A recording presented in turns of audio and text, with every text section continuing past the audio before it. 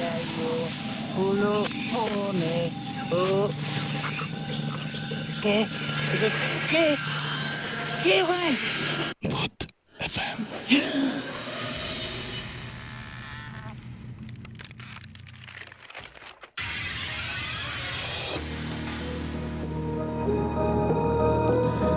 শুনছেন সবসময় রেডিও ফোর্থের সাথে আছে রাসেল এবং চলছে ভূত এফএম। এবং ভূত এফএম আপনাদের সবাইকে আপনার কিরকম হচ্ছে এরকম হচ্ছে এমনি জাস্ট একটা ফান মজা আর কি। ওকে সো ওখানে আমি গিয়ে শুনলাম যে ওখানে নাকি একটা বাসা আছে, একজন লোকাল একজন বললো যে ওই বাসাটা অনেকদিন ধরে খালি পড়ে আছে, ওই বাসাটাতে কেউ থাকে না, আচ্ছা বাসাটাতে অনেক সমস্যা টমস্যা হয়। তখন আমি Okay. জিজ্ঞেস করলাম যে তাহলে মালিক কোথায় থাকে, তখন বললো যে মালিক অ্যাকচুয়ালি কানাডায় কোন একটা ইউনিভার্সিটির প্রফেসর, ওকে উনি কানাডার সিটিজেন হয়ে গেছে, উনি ওখানেই থাকে, বাট উনি এই বাসাটা অ্যাকচুয়ালি কিনেছে আরেকজনের কাছ থেকে, এবং এই বাসায় কেউই থাকে না, একটা কেয়ারটেকার জাস্ট বাইরে একটা বিল্ডিং এ থাকে। ওকে সো তখন আমি বললাম যে আচ্ছা ইন্টারেস্টিং, তাহলে কি ওখানে ঢোকা যাবে কিনা। তখন আমরা যেটা করলাম যে পারমিশন নিতে গিয়ে মালিক নাই, সো কেয়ারটেকার বললাম যে দেখেন ভাই আমরা অ্যাকচুয়ালি রাত্রেবেলা একটু দেখতে চাই, শুনছি বাসাটা নাকি একটু অন্যরকম। কেয়ারটেকার বললো যে ঠিক আছে অসুবিধা নেই আপনারা আসতে পারেন। আচ্ছা তো রাতে আমি গেলাম, তখন তো অ্যাকচুয়ালি আমার ওইরকম টিভি শো ওই প্ল্যানগুলো তখনো প্ল্যান করে আমি হয়নি। ওখানে যাইনি। Right. সো বাট ফরচুনেটলি আমার কাছে একটা হ্যান্ডিক্যাম ছিল, ছোট একটা আচ্ছা। ক্যাম্পকর্ডার ছিল, তো ছোট একটা ক্যাম্পকর্ডার, আর যে শুটিং এর জন্য ওই যে ওয়াকি টকি ছিল, রেড ডটের Right. শুটিং ছিল। তো আমি শুভ্র ভাইয়ের কাছ থেকে আমি বললাম যে আপনার ওয়াকি টকি গুলো দেন, আমাদের লাগবে। আমরা 3 জন গেলাম তখন। ওকে তো ওখানে ঢুকলাম, ইন্টারেস্টিং ব্যাপার হচ্ছে আমরা ঢুকেছি রাত 11:15 দিকে। 11:15 দিকে ঢোকার পরে 15 মিনিটস তো যায়নি, আমরা 3 জনের মধ্যে একজন বলল যে শোন ভাই আমার অ্যাকচুয়ালি শরীরটা ভালো লাগছে না, আমি চলে যাই। আচ্ছা তখন আমি বললাম ওকে ফাইন, বাসার বাইরে গাড়ি রাখা আছে, তুমি জাস্ট হোটেলে নেমে আবার গাড়ি পাঠিয়ে দাও, আমরা আছি এখানে। তো বললো যে আচ্ছা ঠিক আছে। সে চলে গেল। আমি আর আমার সাথে আরেকটা ছেলে ছিল, ইমরান নাম। ওকে তখনও আমাদের কিন্তু এই ভূত স্টিমটা হয়নি, আমি এটা ভূত স্টিম হওয়ার আগের কথা বলছি। ওকে ইমরান আর আমি, আমরা দুজন বাসাটার ব্যাপারটা মানে এটা বাসাটাতে ঢোকার পরে একটু অন্যরকম লাগছিল, একটু মানে ঠিক এই জিনিসটা অ্যাকচুয়ালি ঠিক আমি দেখাতেও পারবো না, মানে বোঝাতেও পারবো না, ফিলিংটা ভালো ছিল না। আচ্ছা এই অস্বস্তি মনে হচ্ছে, অস্বস্তি মানে ঘাড় একটু ভারী ভারী লাগছে, কেমন জানি লাগছে, একটু অন্যরকম লাগছিল।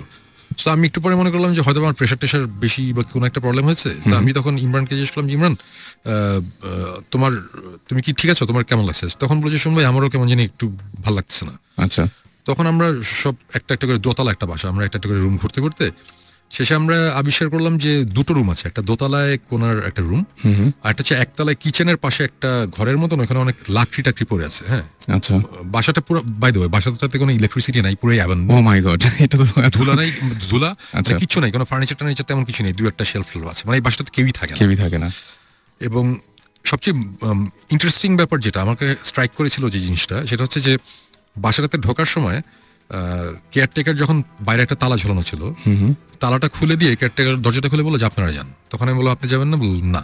ওকে সো মানে কেয়ারটেকার ওই বাসাটা পাহারা দেয়, ওই পাশে একটা ছোট বিল্ডিং এর মধ্যে একটা সার্ভেন্ট কোয়ার্টার আছে, ওখানে সে থাকে, সে পর্যন্ত ওই বাসায় রাতে ঢুকে না, তার নাকি অনেক এক্সপিরিয়েন্স আছে। সো তখন থেকে আমাদের মধ্যে একটা ইয়ে ছিল যে ব্যাপারটা কি একটু দেখি। সো আলটিমেটলি আমরা সব কয়টা রুম ঘুরতে ঘুরতে দুটো রুমে গিয়ে না বেশ অন্যরকম, মানে এটা ঠিক আমরা ঠিক বোঝাতে পারবো না, মানে গুজ বাম্প হচ্ছে খামাখাই, মানে কেমন জানি লাগছে। সো তখন আমি ইমরানকে বললাম ইমরান এই দুইটা রুম তো কেমন জানি লাগছে, একটা কাজ করি, তুমি একতলায় ওই রুমটাতে থাকো, আমি দোতলায় রুমটাতে থাকি। তো আমরা দুজন আলাদা হয়ে গেলাম, স্প্লিট আপ। সো সে নিচে, আমরা উপরে, আমি উপরে ওয়াকি টকিতে কথা বলছি, হঠাৎ করে মনে হলো যে খুব উইয়ার্ড একটা নয়েজ পেলাম কোন একটা জায়গা থেকে, মানে এটা হচ্ছে অনেকটা বিড়াল কাঁদে না মানুষদের মতন করে, রাইট বাচ্চাদের রাইট মতন করে, রাইট রাইট ওটা ঠিক বিড়ালের কান্নার আওয়াজ ঠিক না, আওয়াজটা হচ্ছে ফর এন এক্সাম্পল, মানে আমি যদি এইভাবে বলি যে একটা বিড়াল কাঁদতে চাচ্ছে, কিন্তু কেউ যদি বিড়ালের গলাটা চাপ চেপে দিয়ে ধরে তাহলে যেরকম ধরে রাখে, মানে তার আওয়াজটা আসতে চলে যাচ্ছে, মানে আটকে যাচ্ছে আর কি। জিনিসটা খুব উইয়ার্ড লেগেছে, এবং এই আওয়াজটা একতলায় ইমরান ছিল, সেও শুনেছে, আমি দোতলাতেও শুনেছি, একই আওয়াজ একই রকম আওয়াজ। এবং কিন্তু আওয়াজটা কিন্তু খুব ফেইন্ট একটা আওয়াজ। ওকে ইমরান উপরে আসতে বলে যে শুনবে আপনি কিছু শুনছেন? আমি বললাম যে হ্যাঁ আমি শুনছি। তো আমরা আশেপাশে রুম টুম ঘুরতে ঘুরতে হঠাৎ বললাম যে আবার আওয়াজটা পেলাম, তখন বুঝলাম আওয়াজটা ছাদ থেকে আসছে। ওকে আমরা দৌড়ে দুজন ছাদে গেলাম, ছাদে গিয়ে দেখলাম যে ছাদে কিছু নাই, ছাদে কিছু নাই, নিচে ধূপ টাইপের একটা আওয়াজ হয়েছে। ওকে আমরা আবার নিচে আসলাম, নিচে এসে দেখলাম নিচে কিছু নাই। তারপরে আমি দোতলায় যে রুমটাতে ছিলাম, ওই রুমে একটা ক্লজেট ছিল, দেয়ালের মধ্যে একটা আলমারি টাইপের দেয়ালের সাথে লাগানো ছিল। তো ওটা আমরা অনেক টেনে খোলার চেষ্টা করছিলাম, ওটা পারছিলাম না। ইন্টারেস্টিং ব্যাপার হচ্ছে আমরা যখন উপরে ছাদে গেলাম, ছাদ থেকে যখন নিচে আসলাম, এসে দেখলাম যে ওই দোতলার ওই রুমটার একটা পাল্লা অলরেডি ওপেন, খোলা। ওকে সো তখন আমার এক্সপ্লেনেশনটা হচ্ছে আমরা অনেক টানাটানি করেছি, বাসাটা অনেক পুরানো, ওটা তখন লুজ হয়ে গেছে, আমরা যখন উপরে গেছি তখন জিনিসটা খুলেছে।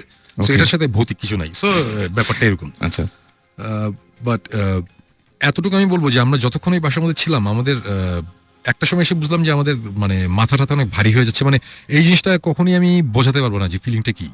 মানে অনেকটা জ্বর আসলে যেরকম লাগে ওইরকম একটু ওরকম লাগছিল।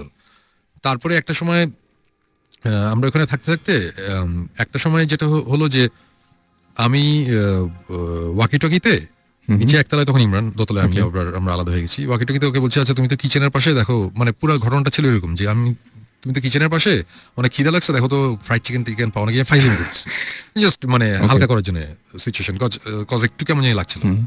আমার কথাটা তখন শেষ হয় নাই, ঠিক আমার পায়ের পিছনে, এক হাত পিছনের দিকে হবে, মানে ফ্লোরের মধ্যে মনে হলো যে খুব জোরে, মানে ভয়ঙ্কর জোরে একটা আওয়াজ, মানে কেউ একটা কিছু দিয়ে ফ্লোরের মধ্যে খুব জোরে বাড়ি দিল। আচ্ছা ঠাস করে একটা আওয়াজ, এবং আমি ডেফিনেটলি আমি ভয় পেয়েছি। আমি সাথে সাথে ঘুরেছি যে কি, এটা একটা অ্যাবান্ডেন্ট একটা বাসা, দোতলা একটা রুমের মধ্যে আমি আছি এবং এই রুমে কিচ্ছু নাই, কোনো একটা ফার্নিচার নাই, হঠাৎ করে কিসের আওয়াজ। আমি ঘুরেছি, ঘুরে আমি কিছু দেখিনি। আওয়াজটা এতই জোরে হয়েছিল, মানে বেশ জোরে। ইমরানও দৌড়ে উপরে চলে এসেছিল, যে মানে সেও ভয় পেয়েছে যে উপরে কি হচ্ছে। এবং তখন আমরা বেশ ভয় পেলাম। তখন তারপর থেকে ওই আওয়াজটার পরে নেক্সট 30 মিনিটসের মতন যাবতীয় জিনিসপত্র আমরা এক্সপিরিয়েন্স করেছি। যাবতীয় জিনিসপত্র, মানে আমি ঠিক এটা, আমি কিন্তু বলছি না যে আমরা ভূত দেখেছি, আমি বলবো না যে সাদা শাড়ি পরে একজন এসে সামনাসামনি দেখা গেছে, এরকম কিছু না, নাথিং লাইক দ্যাট। বাট আমরা যেসব জিনিসপত্র এক্সপিরিয়েন্স করেছি, এটা মানে আমি এখন বলছি না, এগুলো জিনিসপত্র সবই ডেফিনেটলি ভৌতিস্টের যখন টিভি শোটা আসবে ওখানে আসবে।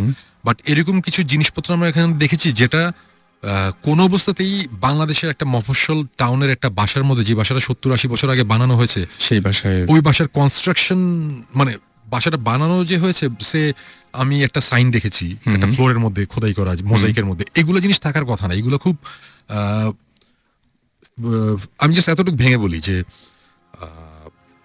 সাউথ আমেরিকান ডেভিল ওয়ার্শিপ করতে গেলে যেসব জিনিসপত্র লাগে, ও মাই গড, যে টাইপের জিনিসপত্র লাগে, আমি এই টাইপের কিছু জিনিসপত্র আমরা ওখানে দেখেছি। আচ্ছা আছে ওই বাসায়। মানে একটা রুম আছে, রুমটার যে শেপ, ফ্লোরের মধ্যে যে ডিজাইন, দিস ইজ অ্যাবসার্ড। এটা হতেই পারে না যে বাংলাদেশে কোনো মফস্বল একটা মফস্বল শহরের একটা বাসার মধ্যে আমরা এই সব জিনিসপত্র আছে, আমাদের কাছে আছে, আমাদের ভিডিও ফুটেজ আছে, আমরা যে আওয়াজ শুনেছি আওয়াজেরও অডিও ফাইল আমাদের কাছে আছে। এই টাইপের অবস্থায় আমরা চলে এসেছি। আমরা রাত 3:15টার দিকে আমরা বের হয়ে এসেছি, আমরা থাকতেই পারিনি, বিকজ প্রচন্ড রকম একটা কেমন বাজে ফিলিং হচ্ছে। আমি এমনি কয়েকটা জায়গায় পেয়েছি এরকম যে একটা মানে ভূত অনেকেই দেখে না বা সামনাসামনি এরকম কোনো কিছু ঘটে না, কিন্তু প্রথম লক্ষণ হচ্ছে নাকি যে মানে যেটা যে অসুস্থ হয়ে যাবে, মানে কোন একটা মানে ফিজিক্যাল কোন একটা চেঞ্জ আসবে। এইটা আমি অনেক জায়গায় অনেকভাবে শুনেছি, এবং আমি জাস্ট এই ঘটনাটা শেষ করি এভাবে। ঘটনাটা যাই হোক নাই হোক, আমরা 3:15টার সময় বের হয়ে চলে এসেছিলাম।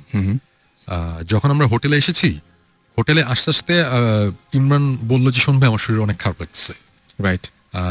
আমরা শুয়ে পড়ছি আয়সা।